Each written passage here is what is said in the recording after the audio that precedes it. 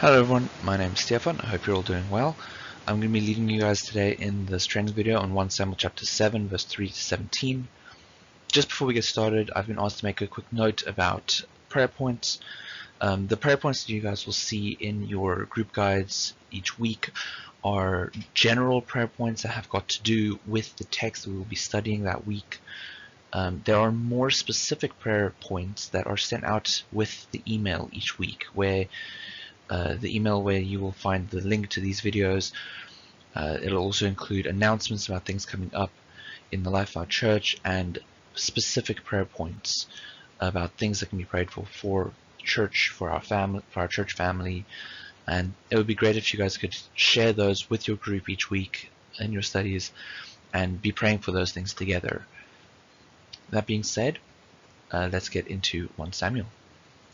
Now, just before we start, a quick note of context.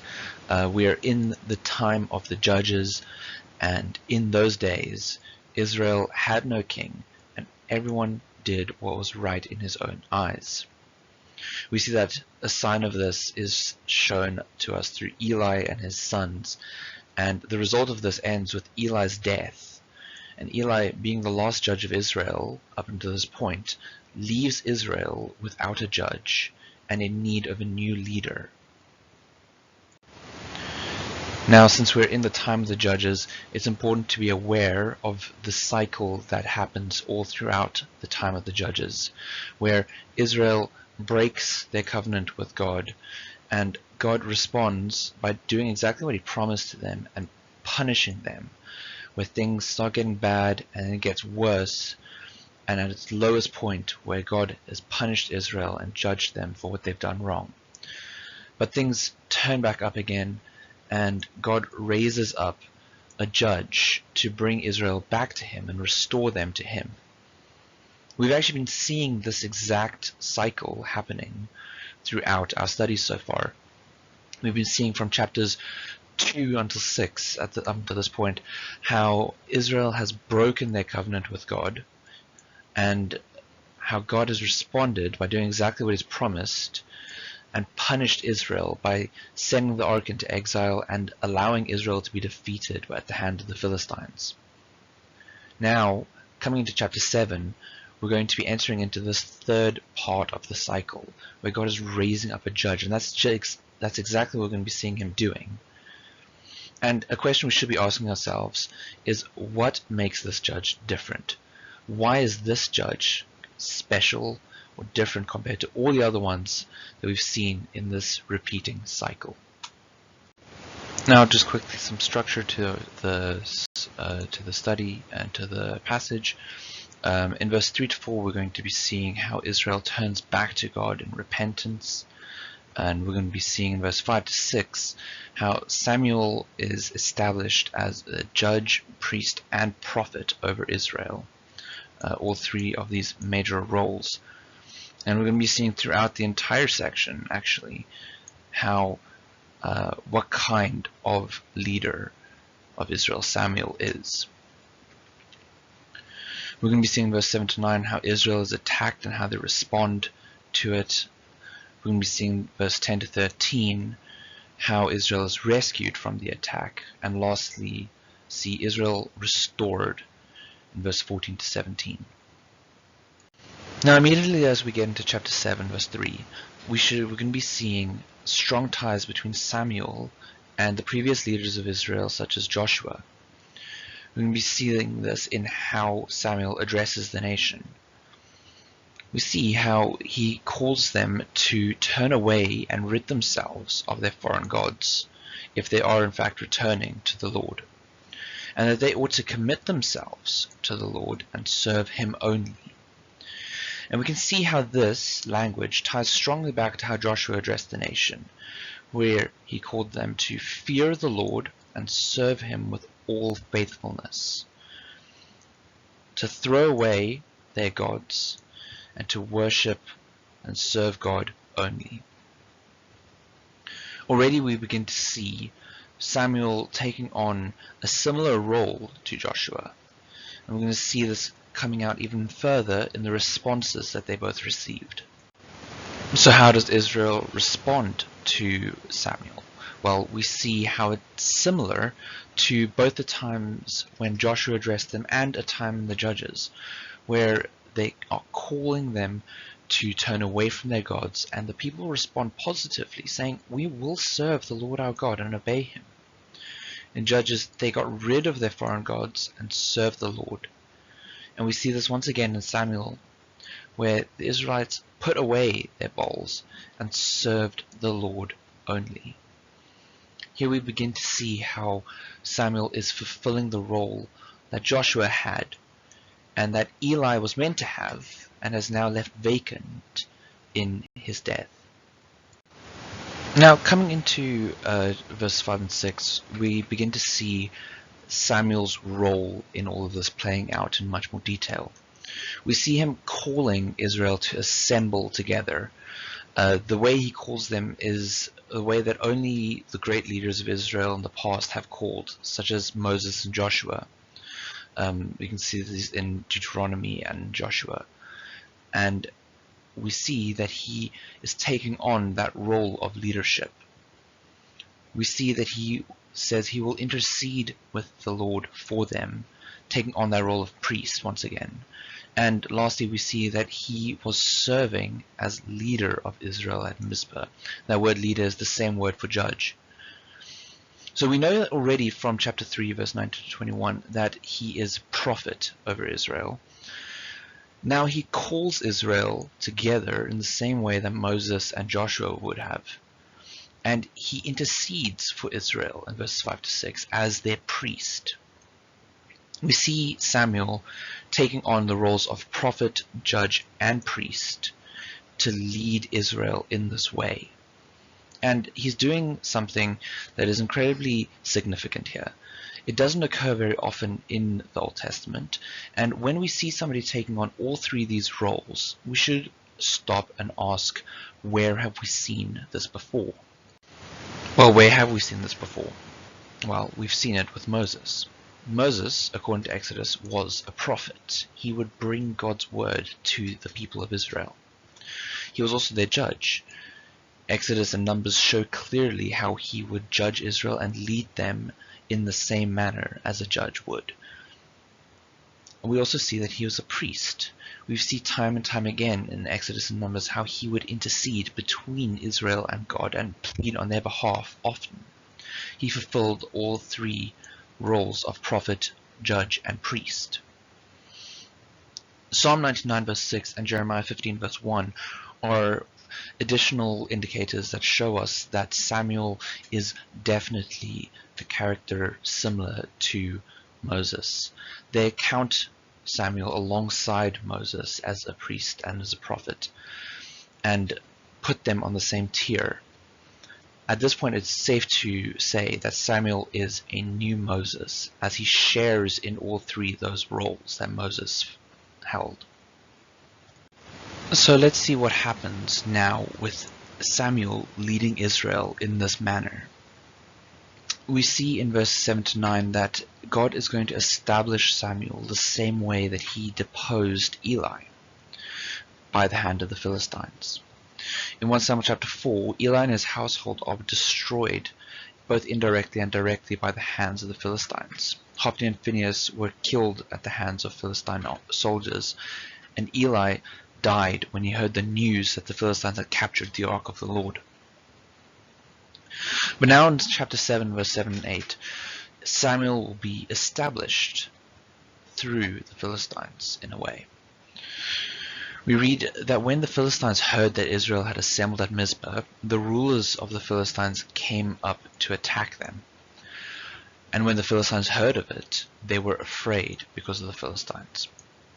And they said to Samuel, "Do not stop crying out to the Lord our God for us, that he may rescue us from the hand of the Philistines." Already we begin to see a difference in the response that Israel has under the leadership of Samuel as opposed to the leadership of Eli. Back in chapter 4, Israel's response in the battle with the Philistines was to try to use God as a tool to achieve victory. Now, in chapter 7, instead of attempting to use God, they turn to the priest that God has established for them and depend on Samuel, and by extension depend on God, to rescue them. They say, "Do not stop crying out to the Lord our God for us, that he may rescue us." They depend on God for their rescue rather than trying to use him as a means to victory. So how is this going to work out for Israel? Well, we see in verse 10 to 13 that God begins to break the pattern of the judges. This new judge does not do the rescuing, as in the past, where God would have empowered a judge with the Spirit to bring a great victory for Israel and restore them. Instead, these actions remind us more of stories from the Exodus and Joshua, with heavy themes and echoes of Hannah's prayer in chapter 2. We see how, while Samuel was sacrificed in the burnt offering, the Philistines drew near to engage Israel in battle. But that day the Lord thundered with loud thunder against the Philistines and threw them into such a panic that they were routed before the Philistines. The men of Israel rushed out of Mizpah and pursued the Philistines, slaughtering them along the way. And here we see that in all of this, Israel and even Samuel, the new judge, had absolutely no hand in their own victory. God routed the Philistines before Israel. We've seen already in chapters 4 to 6 that God needs no help in defeating his enemies, and he displays it here once again. And he does it in a way that echoes Hannah's prayer in chapter 2 verse 10, which reads, "Those who oppose the Lord will be shattered. He will thunder against them from heaven." And we see right here God thundering against his enemies, against those who oppose him and his people. And he roots them before the Israelites. God, in this section, is against the Philistines. Unlike in chapter 4, where he was more against Israel, here, because Israel has repented and confessed their sins before God and have depended on Samuel as their leader and priest, and cried out to God through Samuel, their priest, God is now for his people and against the Philistines, and so he wins the victory for them. Now, when we started this whole section, we had an Israel that was leaderless and whose land had been captured by the Philistines in various areas. But instead, now at the end, we've got a new leader and we see their land being restored to them. We see the towns of Ekron to Gath that the Philistines had captured from Israel were restored to Israel. And there was peace between Israel and the Amorites. We see that Samuel continues as Israel's leader all the days of his life, that he would go on a circuit judging Israel in all those places, but always went home and held court for Israel. And he built an altar there to the Lord. So we see this time of peace entering in, where the land the Philistines had occupied was recaptured, and Samuel, this new Moses-like figure, continues to lead Israel as judge and as priest, and he would have continued as prophet as well. Hopefully by now we will be seeing how 1 Samuel chapter 7 is a transitionary chapter and a huge turning point in the book of 1 Samuel. Anytime a Moses-like figure crops up in the Old Testament, we should expect to see large shifts and changes occurring. So far we've already seen how Samuel's arrival on the scene has ushered in a new era of peace, where the Philistines are no longer a problem, and Samuel, this godly judge, this good priest and prophet of God, is leading Israel all the days of his life. And we know from the past that Moses and Joshua both indicated large shifts in the situation. During their time, Israel would mostly stay true to God, and each one marked a different event. Moses marked the Exodus from Egypt, where God gathered his people together. Joshua marked the entering of the Promised Land and claiming it for the people. At that point, you had God's people in God's place and under his rule, just as God had intended it to be, even though it didn't remain like that for long. We saw how everything went downhill, and now we've got Samuel, who has ushered in this new era of peace and a new Moses-like leader. So what major shift should we expect from this new Moses? Well, we aren't told in this section, but we are given a few hints of things to come. One of the hints we see is in verses 13 and verse 15. We read that so the Philistines were subdued, and they stopped invading Israel's territory. And throughout Samuel's lifetime, the hand of the Lord was against the Philistines. Now, the keen-eyed among you might pick up that this statement seems false. We know that later in Samuel, there are times when the Philistines attacked Israel once again. In fact, even during Samuel's lifetime. Think of the story of David and Goliath, where the Philistines were attacking Israel. Samuel was still very much alive at that point in time. A way to think about this phrase of Samuel's lifetime is not necessarily his physical lifetime, but rather his lifetime as judge over Israel. Something changes between Samuel's time as judge and the end of his life.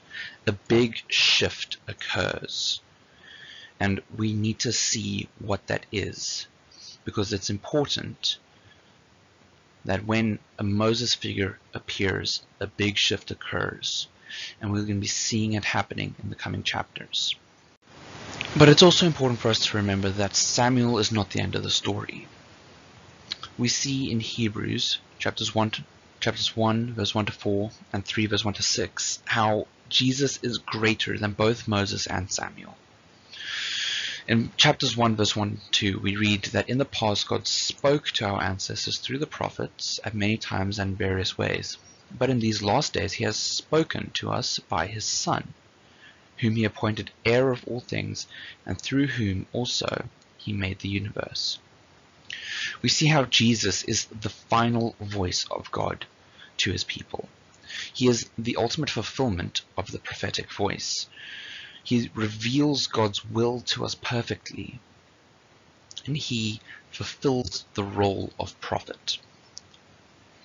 We see also in chapter 3 verse 1 to 6, specifically in verse 5, if you'll look down there with me, Moses was faithful as a servant in all of God's house, bearing witness to what would be spoken by God in the future.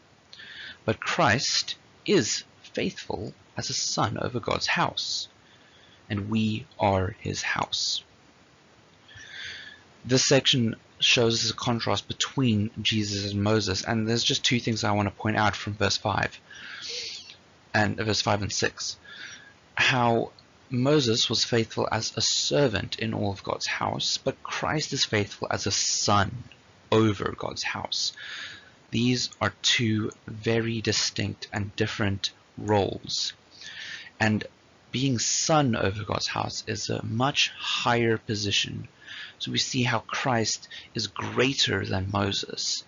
He's faithful as a son, not just as a servant. And lastly, I just want to point out how Moses was faithful, but Christ is faithful. And we see a hint of Christ's eternal nature as our ultimate Moses. We see it again in Hebrews 7 verse 24 and 25, where we learn that Jesus is an eternal priest. So what should we walk away with then?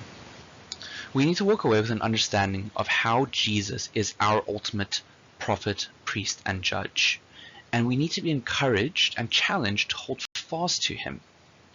Jesus is our Moses-like figure. He is far greater than Samuel and even Moses. He is the ultimate judge who brings restoration for his people. He is the ultimate prophet who brings relationship between us and God, and is the ultimate priest who gives us righteousness. We should respond to Jesus by believing in him and obeying his words, the same way as the Israelites respond to Samuel in chapter 7, trusting in him and relying on him as our priest and our judge and our prophet to bring us into right relationship with God. We might not be facing Philistines at our doorsteps, but we go through many trials and hardships in our life. We can be encouraged by the knowledge that Jesus is the ultimate leader, the ultimate Moses figure for us, that he perfectly fulfills each of those three roles, and we can hold fast to him and find our courage and our comfort in him. This is what we should walk away with from 1 Samuel chapter 7.